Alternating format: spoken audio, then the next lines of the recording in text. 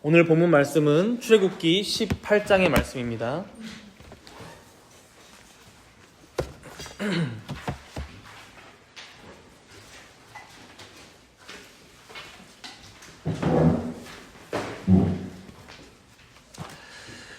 본문 말씀은 출애굽기 18장 전체 말씀인데 봉독은 제가 1절에서 12절까지만 봉독하도록 하겠습니다. 출애굽기 18장 1절에서 12절까지 말씀 함께 제가 봉독하겠습니다.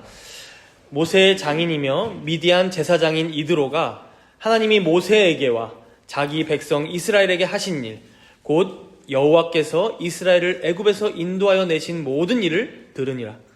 모세의 장인 이드로가 모세가 돌려보냈던 그의 아내 십보라와 그의 두 아들을 데리고 왔으니 그 하나의 이름은 게르솜이라. 이는 모세가 이르기를 내가 이방에서 나그네가 되었다 하며, 하나의 이름은 엘리에셀이라.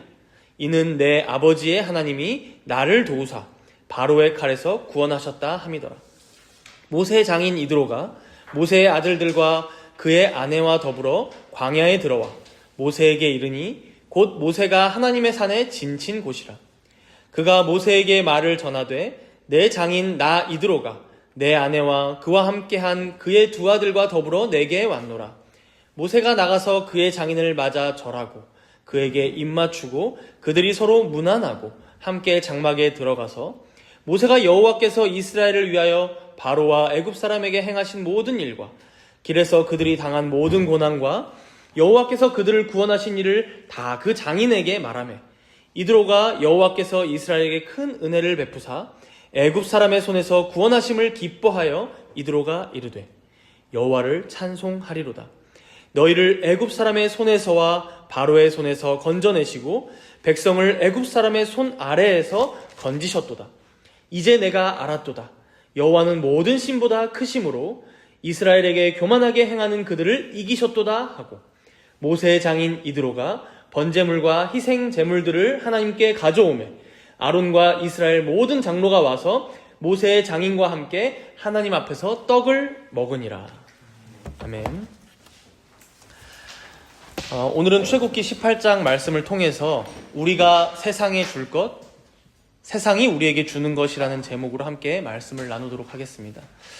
오늘 본문의 내용을 보면 방금 읽기도 했지만 내용이 그리 복잡하지 않습니다. 좀 소소한 내용으로 보이기도 하죠. 솔직히 말해서 지난주 말씀 17장 말씀이나 또 이어지는 19장 말씀에 비하면 좀 싱겁다는 느낌도 듭니다.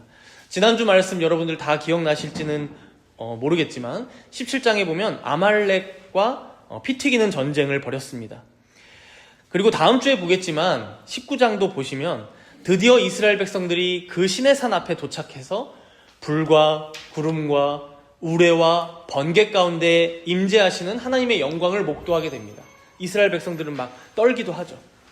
그러니까 오늘 본문 바로 앞이든 뒤이든 다 스펙타클하고 다이나믹합니다.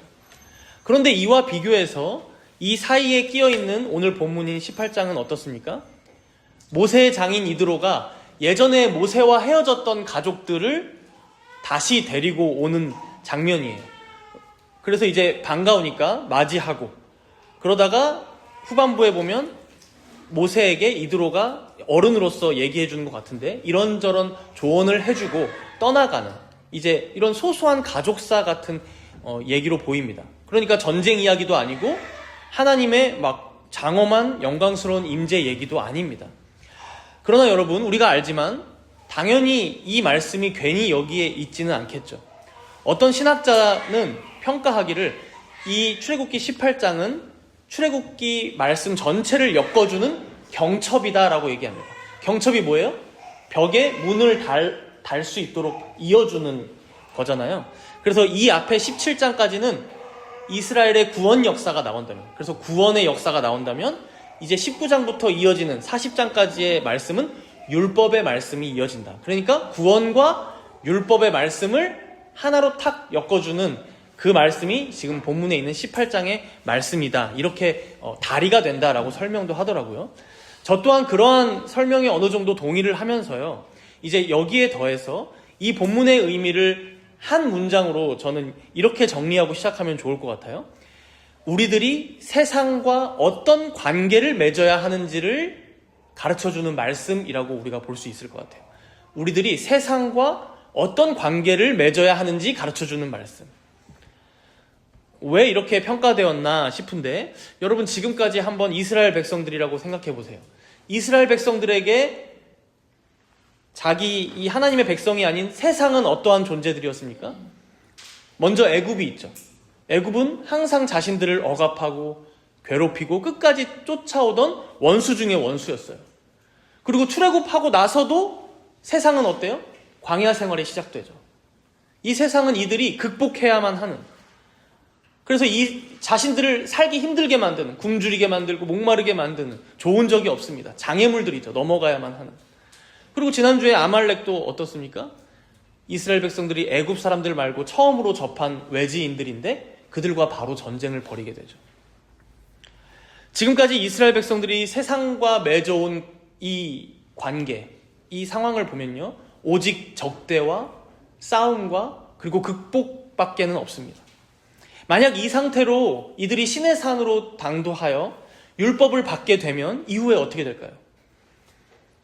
이제 우리는 하나님의 거룩한 법, 이 십계명을 받은 하나님의 거룩한 백성들이야. 근데 세상은 어때? 다 우리를 공격하기만 하고, 다 우리가 적대해서 싸워야만 하는 불의하고 더럽고 야비한 원수들이야. 이런 흑백 논리로, 이분법으로 세상과 관계를 맺을 수밖에 없다는 것이죠. 바로 하나님께서는 이스라엘 백성들의 이러한 오해를 바로잡기 위해서, 또 출애굽기 말씀을 읽고 있는 우리들도 애굽, 아말렉, 광야 이런 막 세상만 생각하면 다 적대시되고 싸워야 한다는 이러한 생각을 마치 잠시 멈춰서 생각해봐라, 일시정지를 누르시는 것 마냥 오늘 본문의 이 18장 말씀을 두셨다는 거예요. 너희와 세상과의 관계를 다시 한번 이렇게 균형 잡히게 생각해보지 않을래? 라고 말씀을 하고 계신 거죠. 그래서 오늘 본문에 보면요, 이제 모세의 장인이죠. 근데 모세의 장인이 뭐라고 설명되냐면 1절에 보시면 모세의 장인이며 미디안 제사장인 이드로가, 이방인이기도 하고 심지어 미디안 족속의 제사장이라고 하는 이드로를 등장시키는데, 오늘 본문을 보면 모세나 이스라엘 백성들이 이 이방 족속과 싸우지 않습니다. 다투지 않아요. 오히려 본문 7절을 보시면 모세가 먼저 그에게 나아가 절하고 입맞추며 존중하는 모습을 보이고요. 당연히 가족이니까요. 이후에도 9절에 보면 함께 기뻐하고, 그리고 12절 말씀에 보면 함께 예배하기도 하고, 결국 이제 13절부터 이어지는 마지막 27절까지 말씀을 보면 후반부에는 그의 조언을 모세가 받아들여서 이스라엘 백성들에게 적용시키는 그런 내용까지 나옵니다. 그러니까 앞에 아말렉과 비교하면 어떻습니까? 완전히 정반대죠. 적대적인 관계로 맺는 게 아니라, 원수 관계로 싸우는 게 아니라 이런 우호적인 관계가 가능하다. 즉 세상과 그리고 교회가, 불신자와 그리고 하나님의 백성인 성도가 함께 어울려 살아가는 사회가 가능함을 보여주고 있어요. 지금까지는 항상 서로 괴롭히고 싸우기만 했다면, 이런 좋은 이웃과의 관계가 형성될 수 있음을 오늘 본문 말씀은 보여준다는 거예요. 그래서 오늘 말씀은 딱 두 가지 주요한 내용을 전하고 마치려고 합니다. 오늘 말씀 제목을 여러분들 기억하시면 돼요. 첫 번째로는 구원받은 성도들인 우리가 세상에 주어야 할 것은 무엇인가? 첫 번째예요. 우리가 세상에 주어야 할 것은 무엇인가? 두 번째로, 그렇다면 거꾸로 세상이 우리에게도 주는 게 있어요. 세상이 우리에게 주는 것은 무엇인지 이렇게 차례대로 하나씩 살피면서 은혜를 나누도록 하겠습니다. 그럼 첫 번째로 구원받은 우리 성도가, 교회가 세상에 주어야 할 것에 대해서 보겠는데요. 오늘 본문 1절과 12절까지의 이 답이 들어가 있어요. 여기 내용을 잠깐 살펴보면 예전에 모세가 가족들과 왜 헤어졌는지는 정확히 나오지 않아요. 아무래도 위험한 길을 가서인지 아내 십보라와 두 아들 게르손과 엘리에셀과 떨어져 지냈던 것 같아요. 근데 장인 이드로가 보살피고 있다가 이제 모세가 좀 안정된 것 같으니까 찾아옵니다. 그래서 7절에 보시면 모세가 이들을 아주 깍듯이 맞이합니다. 그런데 우리가 한 가지 더 의아한 것은 본문 12절 말씀이에요. 우리 12절 말씀을 함께 읽어보겠습니다. 12절 말씀입니다. 함께 읽습니다. 모세의 장인 이드로가 번제물과 희생 제물들을 하나님께 가져오매 아론과 이스라엘 모든 장로가 와서 모세의 장인과 함께 하나님 앞에서 떡을 먹으니라. 이게 신기한 장면입니다. 먼저 번제물과 희생 제물을 준비해서 제사를 드리는데 이 제물들을 누가 준비했다고 해요? 이드로.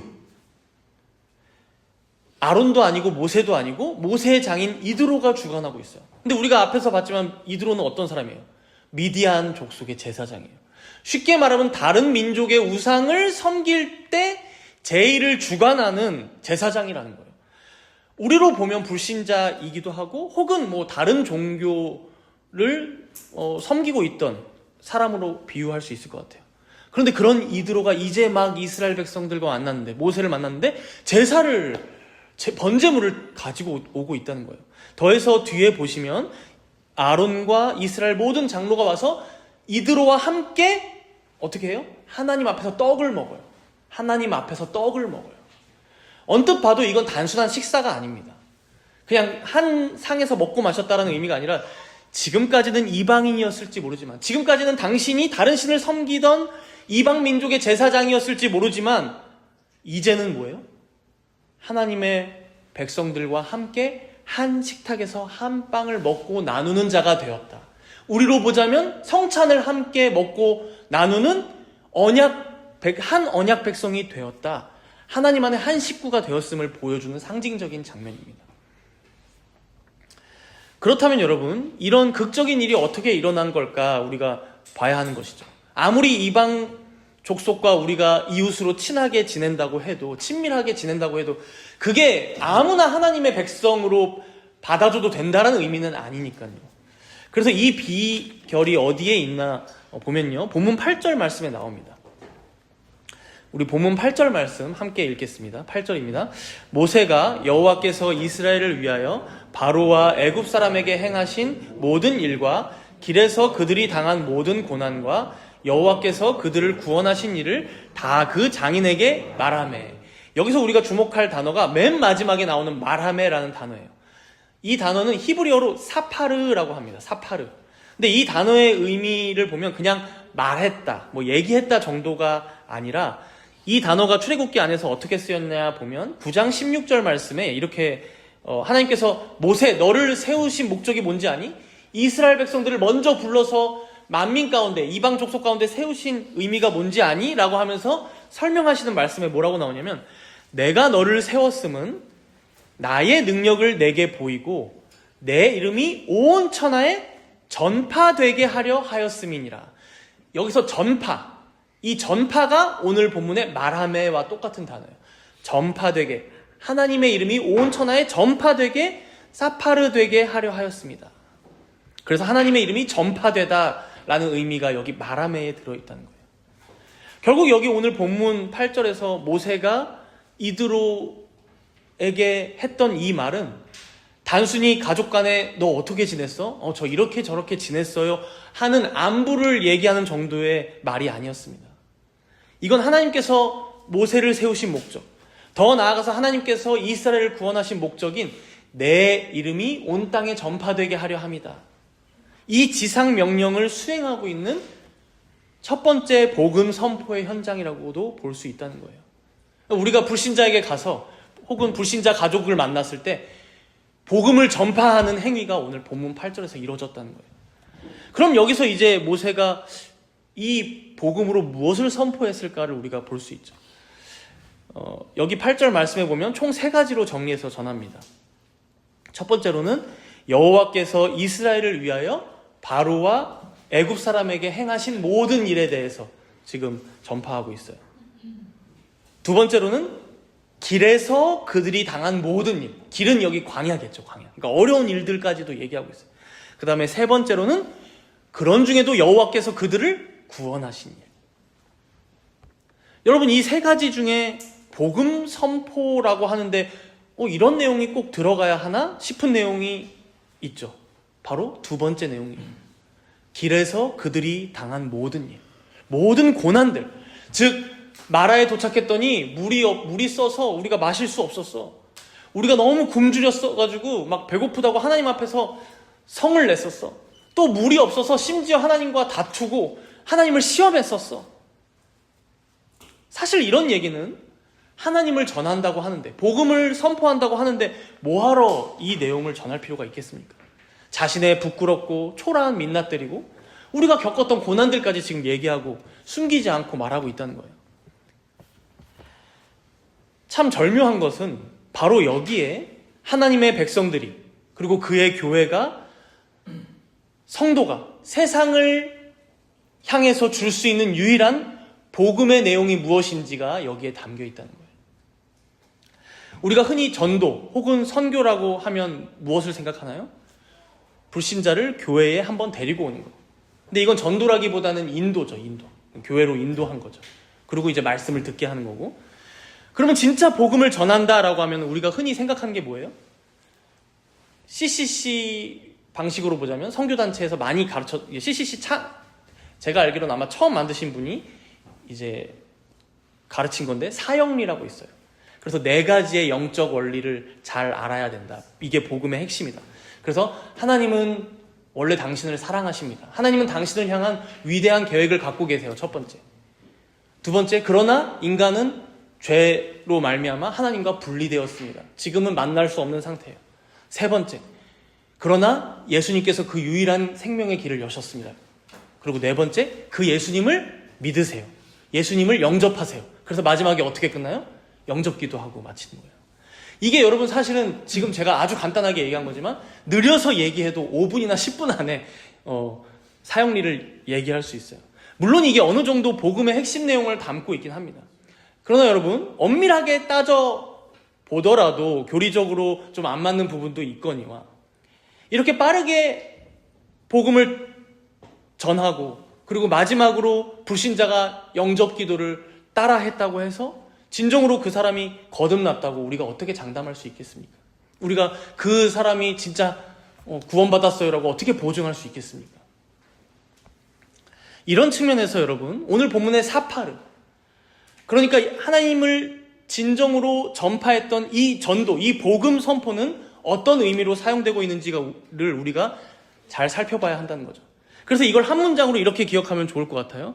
세상 앞에서 신자로 살아가는 삶, 그것 자체를 전파하는 게 복음 선포입니다.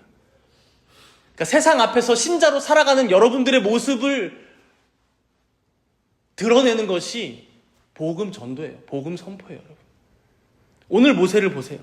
모세는 단순히 교리 몇 개 조합으로 지금 장인 이드로에게 하나님의 이름을 전하고 있지 않아요. 자신의 삶 전체가 어떠했는지, 지금까지 내가 믿는 하나님께서 어떻게 나를 구원하셨고 인도해 가고 계시며 또 삶의 위기 때마다 어떻게 건지시는지를, 그래서 자신에게도 얼마나 고난이 많았고 고충이 많았지만 지금까지 어떻게 견디게 하셨는지를 삶으로 증언하고 있는 거예요. 복음 전파를 하면서 말 몇 마디 허풍으로 꼬시는 게 아닙니다. 하나님이 우리를 저 애굽을 무찌르게 하셨어. 더 강하게 하셨어. 하나님이 아말렉보다 우리를 이기게 하시고 우리가 그들보다 더 잘 나가게 하셨어. 이 광야 땅에서. 이런 거 자랑하지 않습니다. 그리고 사실 세상적인 성공으로만 따지면 모세가 이드로에게 말할 게 없어요. 이드로는 여러분 미디안 족속의 땅에서 오래도록 그 땅을 유지로 이어받고 거기서 터를 잡고 지도자로 군림해 왔던 사람입니다. 모세보다 훨 낫습니다. 오히려 굶주리고 있는 이스라엘 백성보다도 더 나아요. 그런데 이런 이드로가 결국 무엇을 보고 감동하고 있어요? 어떤 얘기로 지금 은혜를 받고 있는 거예요? 9절 끝에도 보면 기뻐하고 있고 11절에도 보면 이제 내가 알았다라고 고백해요. 깨달았다라고 고백해요. 무엇을 기뻐하고 알았다고 고백하느냐 보니까 9절에 보시면 여호와께서 이스라엘에게 큰 은혜를 베푸신 것을 듣고 또 애굽 사람의 손에서 구원하심을 기뻐하고 있어요. 그리고 11절 말씀에 보면 내가 이제 알았도다 라고 하면서 뭐라고 선포합니까? 여호와는 모든 신보다 크심으로 이스라엘에게 교만하게 행하는 그들을 이기셨도다. 그 하나님을 내가 알고 믿게 되었다라고 고백하고 있어요. 여러분, 이드로가 함께 믿으며 고백하는 내용은 이스라엘의 성공 스토리가 아니었습니다. 오히려 지금 이스라엘의 행색은 비루하기 짝이 없었을 거예요. 많이 못 먹었고 많이 못 마시기도 하고 고생하고 힘들어서 남루했을 것입니다. 그러나 어떻습니까? 이런 행색의 이스라엘 백성들을 누가 건지신 게 분명해요? 하나님. 이런 연약한 자들을 어떻게 아말렉을 이겼지? 하나님께서 이기게 하셨구나. 어떻게 애굽에서 구원받았지? 건짐을 받았지? 여호와 하나님이 그들의 신보다 더 강하시구나.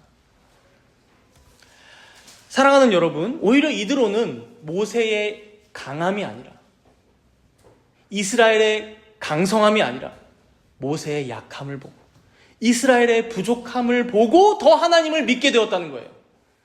그리고 바로 이것이 세상은 갖지 못하는 신자 고유의 보상이며 정체성임을 여러분들 꼭 기억하시기 바랍니다. 우리는 보상이라고 하면 뭔가 거대하고 대단한 게 있을 거라고 생각하는데 아니요. 신자는 무엇이 보상인가요? 무엇을 우리의 자랑으로 삼습니까? 내가 약한 것을 자랑으로 삼습니다. 왜? 이 약한 자를 구원하신 하나님이 더 드러나고 증거되기 때문에. 신자는 나의 잘남을, 나의 풍족함을 자랑하는 자들이 아닙니다. 오히려 이렇게 못난데, 이렇게 부족한데 그걸 자랑해요. 이런 우리를 매일매일 먹이시고 입히시는 하나님이 살아계시다는 증거이기 때문에. 아이러니하게도 세상은요, 바로 이러한 아주 고유한 독특성을 가지고 있는 신자들의 모습을 보고 진짜 하나님이 살아계시는구나, 그것을 듣고 믿게 된다는 사실을 여러분 꼭 기억하시기 바랍니다. 그래서 저는 종종 생각하는 게 있어요. 우리 교회를 보면 자랑할 게 하나라도 있나? 목사부터 시작해서 옆에 여러분 성도들 한번 보세요. 자랑할 거 전혀 없습니다. 그러나 제가 종종 위안을 삼는 걸 수도 있어요. 여기 살아있는 게 우리의 자랑이다. 이 주일날 모두가 방황하지 않고 하나님의 은혜 가운데, 하나님의 부르심 가운데 이렇게 함께 모여서 서로의 얼굴을 보며 함께 찬송하고 함께 하나님 말씀을 나누고 함께 예배하고 있는 이 현장이 우리의 자랑이다. 이게 우리가 잘났다는 게 아니라요, 우리가 대단해서가 아니라 우리 진짜 자격도 없고 부족하고 연약하여서 우리의 힘이나 능이나 지혜로는 아마 여기까지 오지도 못했을 것이고 각자의 신앙 또한 장담할 수 없다 생각하는데, 주님이 지켜주셨기에, 우리 주님이 살아 계시기에, 그가 우리와 함께 하시며 우리의 교회와 각자의 가정과 우리 성도들을 이 자리까지 인도하셨기에 그 숱한 여정 가운데에서도 여기 모일 수 있는 것, 이게 우리의 자랑이 된다는 것이죠.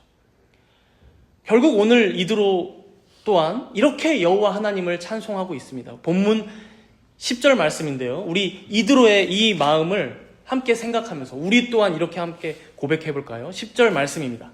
우리 함께 읽겠습니다. 이드로가 이르되 여호와를 찬송하리로다. 너희를 애굽 사람의 손에서와 바로의 손에서 건져내시고 백성을 애굽 사람의 손 아래에서 건지셨도다. 아멘. 이렇게 이제 1절에서 12절까지는 우리만이 줄 수 있는, 우리만이 세상에 드러낼 수 있는 그 복음의 고유한 가치에 대해서 살펴봤습니다. 여기서 이드로가 하나님을 믿게 되고 이제 이스라엘 백성과 동일한 언약 백성이 되는 장면은 참 감격적이죠. 그러나 문제는 의외의 곳에서, 또 뜻밖의 곳에서 터져 나옵니다. 지금 이렇게까지 모세가 자신의 삶과 이스라엘 백성들의 여정을 통해 하나님을 전파하고 증거했다면 우리가 생각하기로 그냥 은혜가 넘치기만 해야 할 것 같거든요. 문제가 터지지 않아야 할 것 같은데, 그래서 우리로 치자면 누가 봐도 신앙 좋고 말씀도 열심히 읽고 묵상하고 기도도 매일같이 하는 때 오늘 본문은 바로 그 자리에서 문제가 터지고 있음을 보여줘요. 본문 13절을 한번 보세요. 이어지는 말씀이죠. 13절에 보시면 이튿날 얘기가 나와요. 그러니까 방금 그렇게 서로가 하나님에 대해 증언하고 전파하고 함께 기뻐하며 찬송했던 그 이튿날, 다음 날이에요. 얼마 되지도 않았어. 바로 문제가 터지는데 모세가 아침부터 저녁 늦게까지 재판만 하느라고 자리에서 앉아서 일어나지도 못하고 있는 거예요. 그런데도 백성이 또 여태까지 줄지어 서 있는 거예요. 그러니까 여러분, 이스라엘 백성들이 굉장히 큰 군집이잖아요. 몇십만 명 혹은 200만 명까지도 추측하기도 하는데 이 백성들이 얼마나 많았겠고 이들에게 사이에서 벌어진 일들이 얼마나 많았겠습니까? 그러니 아침부터 저녁까지 모세가 판정하고 재판하고 일을 율례와 법도를 가르치고 있는데 그게 끝나지가 않는 거예요. 그런데 지금까지는 그냥 이렇게 지내왔을 것 같아요. 근데 이 상황을 딱 보자마자 장인 이드로가 이 상황을 아주 심각하게 바라봅니다. 흥미로운 지점은 지금 이드로는 어떤 사람이에요? 이제 막 이스라엘 공동체에 도착했고 신앙적으로 보자면 어제까지만 해도 외인이었어요. 어제까지 불신자였어요. 근데 불신자가 보기에 어때요? 지금 이 이스라엘 백성들이 하고 있는 정치 시스템이 잘못된 거예요. 내 사위이기도 하지만 꼭 내 사위라기보다도 모세 혼자, 지도자 혼자 이렇게 고생하는 시스템이 맞는가? 의문을 갖고 보는 거예요. 본문 18절에 보시면 이드로가 이렇게 얘기하죠. 이렇게 지내다가는 모세 너도 그렇고 너와 함께 하고 있는 백성들까지도 다 지치고 말 거야. 다 기력이 쇠하고 말 거야. 이거는 너 혼자 할 수 있는 일의 양이 아닌데 너 반드시 번아웃이 올 거야. 반드시 너도 쓰러지고 이스라엘 백성들도 힘들어질 거야. 그래서 이드로가 17절에 이렇게 결론을 짓죠. 우리 17절 말씀 함께 읽어볼까요? 모세의 장인이 그에게 이르되 내가 하는 것이 옳지 못하도다. 여기서 옳지 못하도다라는 단어를 보면 이게 히브리어로 보면 로토브예요. 로토브. 토브는 원래는 이제 구약에서 선하다, 옳다. 근데 로는 영어로 노예요. 노. 옳지 못하도다. 그래서 이제 토브는 여러분들 자주 들어보셨을 텐데 보통 구약에서 좋다 혹은 선하다라고 이제 번역되는 단어예요. 즉 옳지 못하다, 로토브는 그거 선하지 않아, 그거 좋지 않아 라는 의미예요. 근데 이 단어가 대표적으로 어디에 쓰이고 있냐를 우리가 보면 여러분 창세기 1장에 하나님께서 천지를 창조하시면서 하루하루가 지날 때마다 뭐라고 말씀하세요? 피조물들을 바라보시면서 본인이 창조하셔놓고서 감탄을 하세요. 하나님이 보시기에 좋았더라. 토브. 선하더라. 마지막 6째 날에는 사람까지 창조하시고 나서는 하나님 보시기에 심히 좋았더라. 토브. 결국 이 토브, 좋다, 선하다라는 의미를 우리가 여기서 한번 짚어야 되는데 이 단어의 의미를 보면 하나님께서 창조하신 그 창조의 질서대로 그 하나님의 목적대로 온전하게 제 기능을 하고 있는 것을 말합니다. 그러니까 하나님께서 천지를 딱 창조하셨어. 빛과 어둠을 나눠놨어. 생명을 창조하셨어. 그랬더니 빛과 어둠이 아주 조화롭게 저녁과 아침을 이루고 많은 생명들이 살아가는데 서로가 서로를 죽이지 않고 함께 살아가고 더불어 살아가고 그리고 모든 피조물들이 하나님을 찬양하기에 부족함이 없고 하나님께서 딱 목적하신 대로 사람을 창조하셨다면 그 사람이 하나님의 영광을 위하여 매일을 살아가고 그게 좋다, 토브 선함이에요. 그런데 오늘 이드로가 모세의 이 무리한 사역을 보고 일을 보고 뭐라고 하고 있어요? 로토브다. 선하지 않아. 좋지 않아.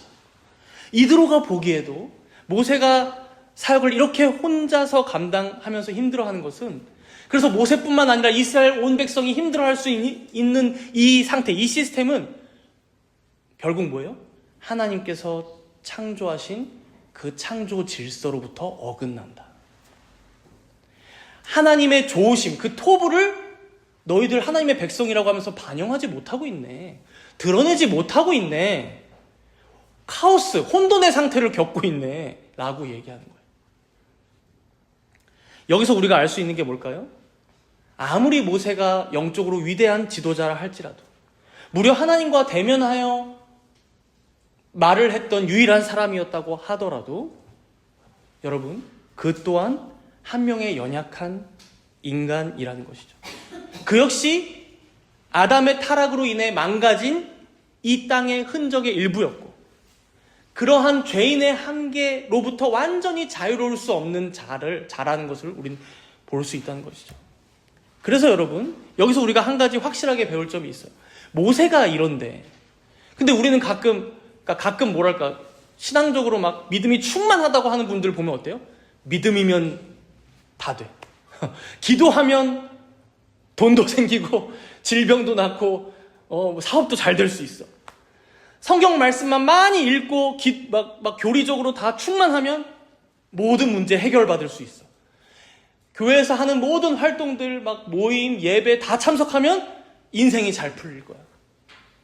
우리 삶의 모든 문제가 이렇게 뭔가 영적으로, 신앙적으로 완벽하면 다 된다고 생각할 때가 있어요. 이게 완벽이라고 사실 말할 수 없는 것인데, 그래서 오늘 본문 말씀은 그렇지 않다라고 정확하게 선을 긋고 있어요. 이게 단순히 뭐 예수 믿는 신자도 고난받고 살 수 있어, 문제가 좀 있을 거야, 이런 1차원적인 얘기를 넘어서서요, 여러분, 하나님께서 우리에게 애초에 바라시는 모습이, 바라시는 그 회복이 다만 예수 믿고 구원받아서 천국 가는 게 다가 아니라는 거예요.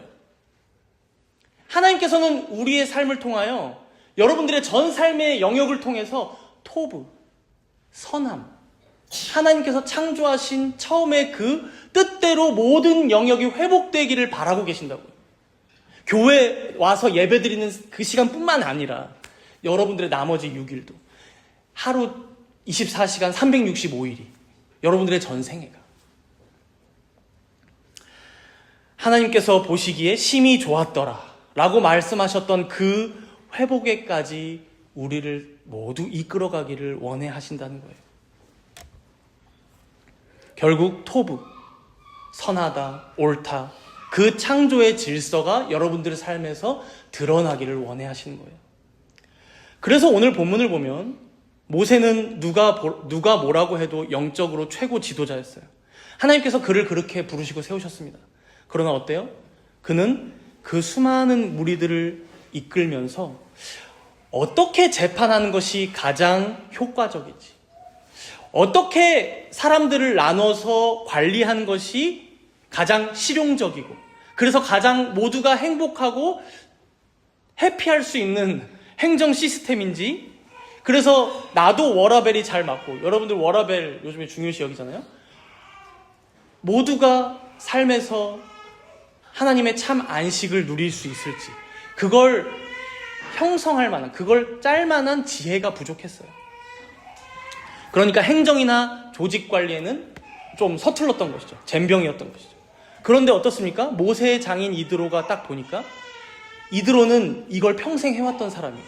미디안 족속을 이끌면서 큰 군집을 이끌어 와봤고, 그걸 옆에서 봤던 인물이에요. 그러니 어때요? 비록 자신이 세상에서 배운 내용이고 주님을 알기 전에 터득했던 경험이지만, 그걸 이 이스라엘 백성들이 행했을 때 하나님의 창조 질서, 그 선함이 이스라엘 백성들을 통해 더 잘 드러날 수 있을 텐데 라고 함께 염려하고 걱정하면서 오늘 사위 모세에게 조언하고 있던 것이죠. 정부는 어떻게 구성하는 게 좋은지, 이 많은 백성들을 이끌어가기 위해선 리더십이 어떻게 잡혀야 할지, 그 지혜를 알려줬던 거예요. 그래서 여러분, 바로 이게 오늘 본문의 주요한 두 번째 내용이에요. 세상이 우리에게 주는 게 뭐예요? 한마디로 지혜입니다. 지혜. 세상의 지혜.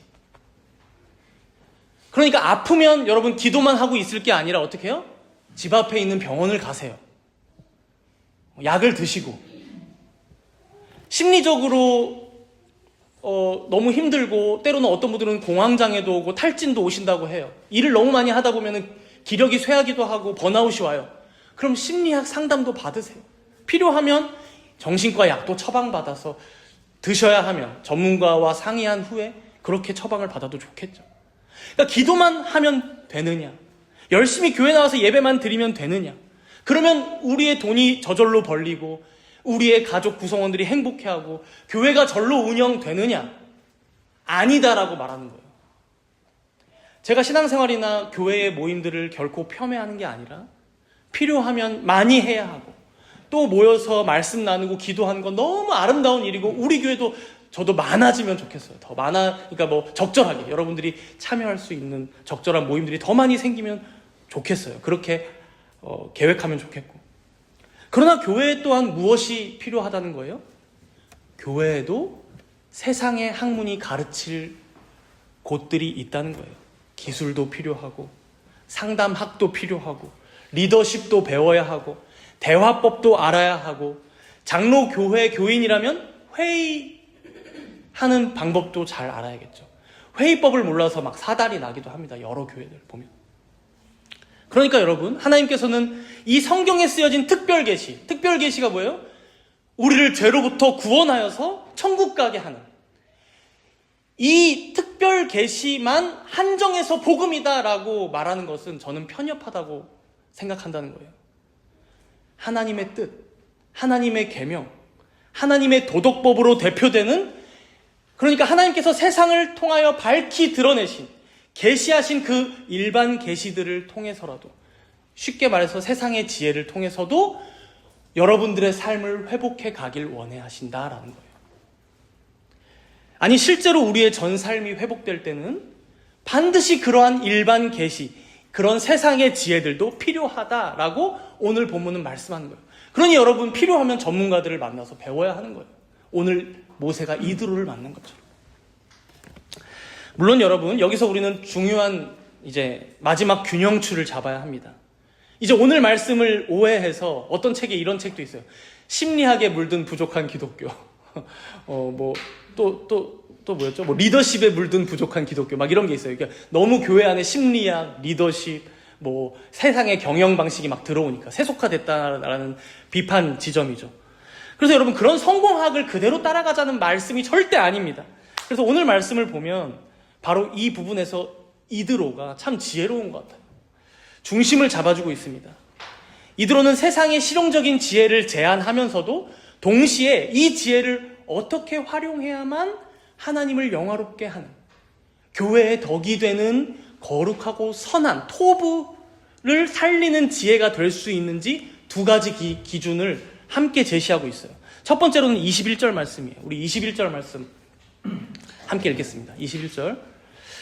너는 또 온 백성 가운데서 능력 있는 사람들, 곧 하나님을 두려워하며 진실하며 불의한 천부장과 백부장과 50부장과 10부장을 삼아. 여러분, 이제 천부장, 백부장, 50부장, 10부장은 알겠죠? 1000명, 100명, 50명, 10명을 다스리는 지도자들을 세우는데 누구를 세우라고 해요? 온 백성 가운데 능력 있는 사람들. 근데 이 능력을 우리는 잘 봐야 합니다. 여기서의 능력은 그냥 무조건 일만 잘한다거나 돈을 많이 벌어오는 능력이 출중하다거나 스펙만 좋다거나 라는 사람이 아니에요. 뒤에 이어지는 말이 중요하죠. 곧 뭐예요? 능력 있는 사람들이 곧 뭐예요? 하나님을 두려워할 줄 아는 자, 진실한 자, 불의한 이익을 탐하지 않는 자, 미워하는 자. 최근에 말해도 되겠죠. 성시경 씨가 이제 아주 매니저와 친하게 지냈는데 어때요? 뒤에서 이제 막 여러 가지 안표 같은 걸 팔면서 막 이제 불이한 이익을 거뒀어요. 여러분, 일은 잘했겠죠. 그러나 어때요? 정직하지 못했죠. 그래서 여러분, 여기 21절 말씀에서 우리가 알 수 있는 기준은, 사람을 세우는 기준이 세상과는 완전히 다름을 알 수 있죠. 하나님의 나라에서 말하는 능력 있는 기준은, 그래서 여러분, 장로님들 돈 많은 사람을 장로로 세우는 게 아니라는 거예요. 세상의 회장을 세우는 게 아니라는 거예요. 능력 있는 사람, 성경이 말하는.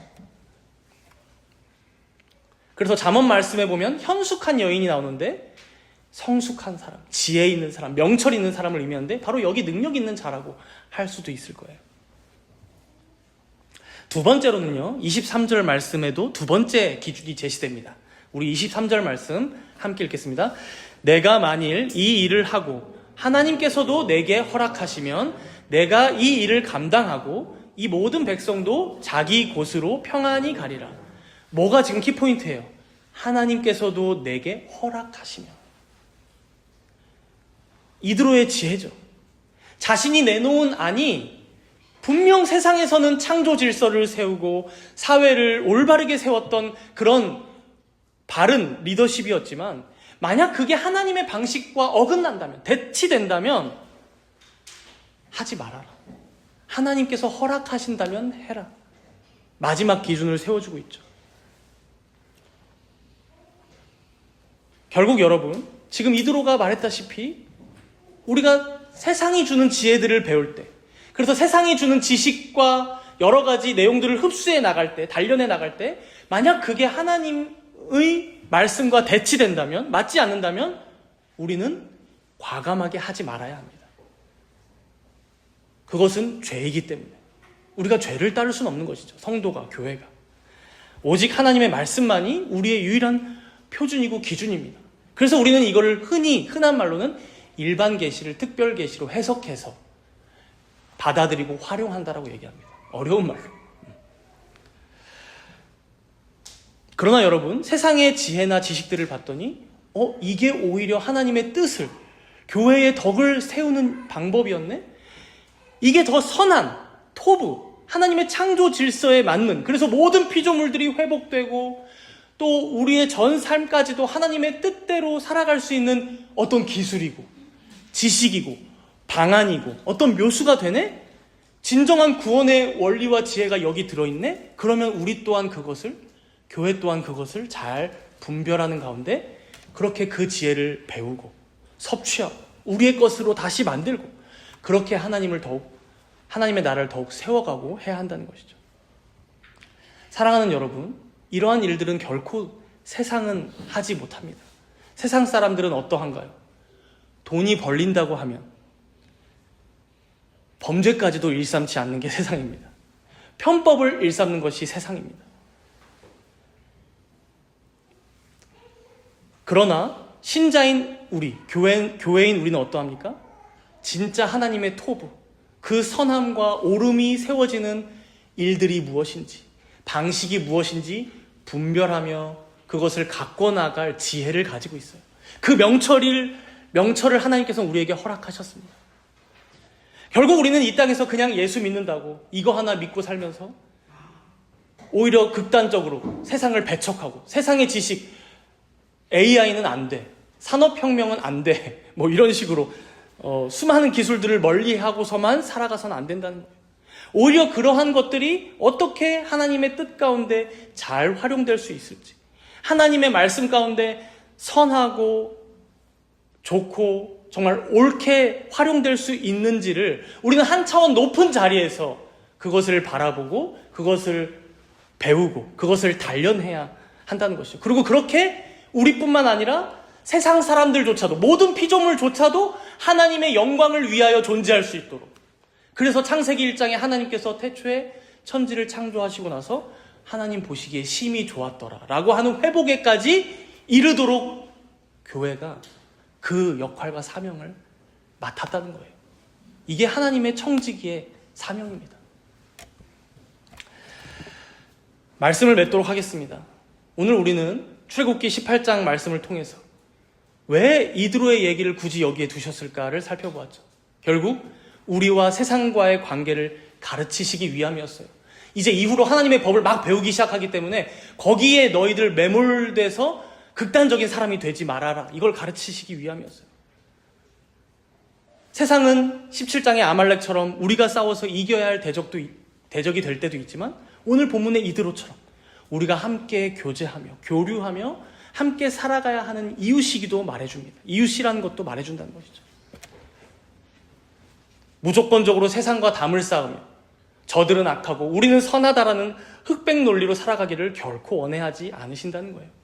오히려 하나님께서는 세상 가운데에도 내가 계시해 놓은 그 일반 계시의 내용들, 즉 세상의 지혜들을 신자인 우리가, 교회인 우리가 배우고 터득하고 소화하고 활용함으로 진정한 토부, 그 선함을 위하여 살아가는 자들이 되기를, 그리고 우리의 전삼도 그렇게 더 선해지기를 바라고 계신다는 거예요. 사랑하는 정담은 교회 성도 여러분, 이것이 바로 하나님께서 바라시는 성숙한 그리스도인의 삶입니다. 우리의 한 손으로는 세상이 가질 수도 없고 줄 수도 없는 유일한 생명의 복음을 주는 자로 서야 합니다.